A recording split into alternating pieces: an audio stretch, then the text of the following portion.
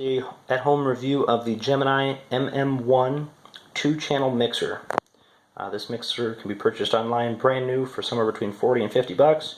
If you've paid more for that new, you've paid too much. And if you've paid less than that, you get a great deal. This is the box. That was the front of the box. This is the back of the box. Feel free to pause the video if you'd like to read any of these things. Let's flip the box over and open it up. When you first open the box right away, they show you this big letter here that says that you have an option for a 3-month warranty. That is after you review and register your product with Gemini. Next, there's a quick start guide, which is a schematic of the front, back, and side of the unit, and it really doesn't help much more than just looking at the unit itself, which I have removed from the box to make our video a little quicker here. Here is the size of the unit compared to my hand. It's small, weighs probably maybe 3 pounds, I would guess. I'm sure there's a spec online, you can look that up. Really nice clean unit. Metal construction for the case, however the knobs are plastic, and the slider is also plastic. Doesn't bother me though, still a quality build for a 2-channel mixer under 50 bucks. Starting with the inputs on the top here, you'll notice that there is room for a standard 12 volt DC in. That is also included in the box. Standard wall outlet, no ground. Also on top here, the inputs, working from the right, we have input A and B. Of course, the red and white correspond to A, and then these red and white correspond to B. That gives you the option for 2 separate lines of incoming audio. And then the output is all sent out the same, but gives you the options of sending it 2 different places. So you can't adjust these independently. However, they'll send out the same signal, but you can send it to the record location and the master location. Meaning that the master location usually is the output to your PA system or your speakers, and then the record is typically used by people who'd like to, of course, record their live mixing or their productions. Now, I would not recommend sending these 2 lines independently to 2 separate speakers.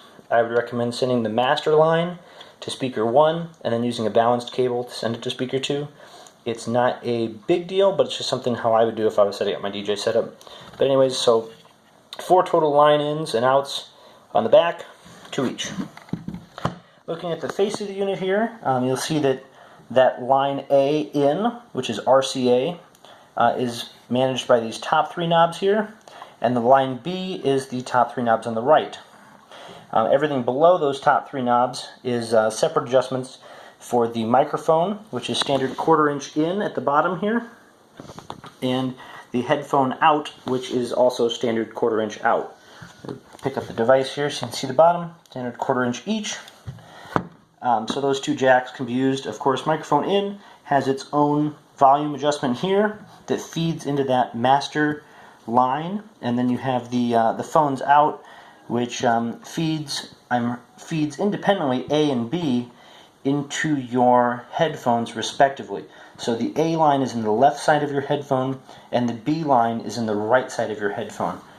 You do not have the ability to cue those 2 lines separately in your headphone on this mixer. So if you don't want to listen to line A, you'd simply have to remove the headphone from the side that corresponds with line A, if that makes sense.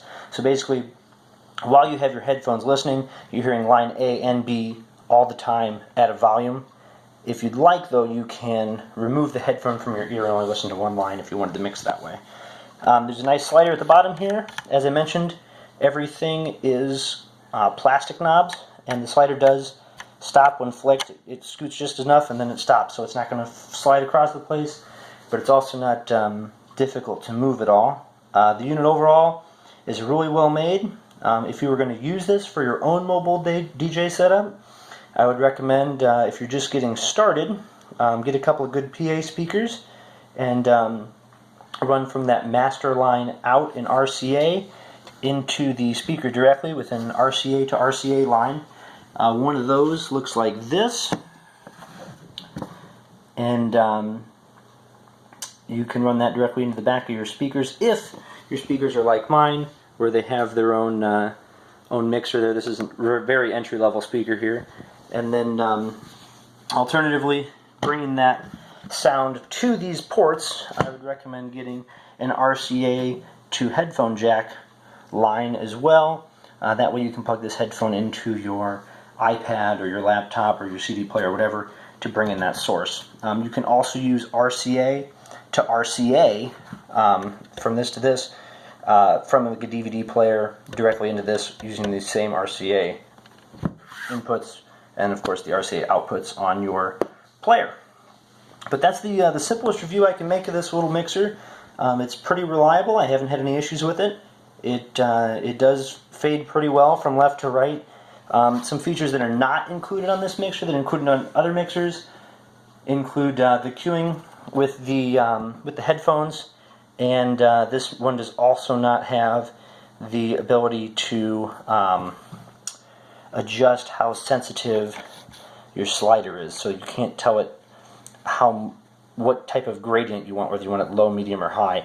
It just automatically goes across from the center playing both channels at the same volume to playing channel B to playing channel A, which is perfect if you have a simple mobile DJ setup with two sources of audio coming in through your A and B inputs to these top three knobs on each side, and then you also have the opportunity for a third source, which is through your microphone jack here. You can use a microphone if you want. I've seen people use the microphone jack to plug in another mixer or a different source of sound, such as a anything, laptops, just another source of sound. So that's the simplest review I think I can give in just under 7 minutes. I hope that's really helpful for people. Again, it's a great value. It does need to be plugged in on its own. It does not have any kind of amplification built into it. It is simply a mixer for adjusting different volumes for 3 different audio sources on 2 channels, and it sends it out in 1 channel via 2 separate options in RCA. So that's a lot to throw at you. Check it out. Go back to the video and pause and look at those schematics if you'd like. Thanks.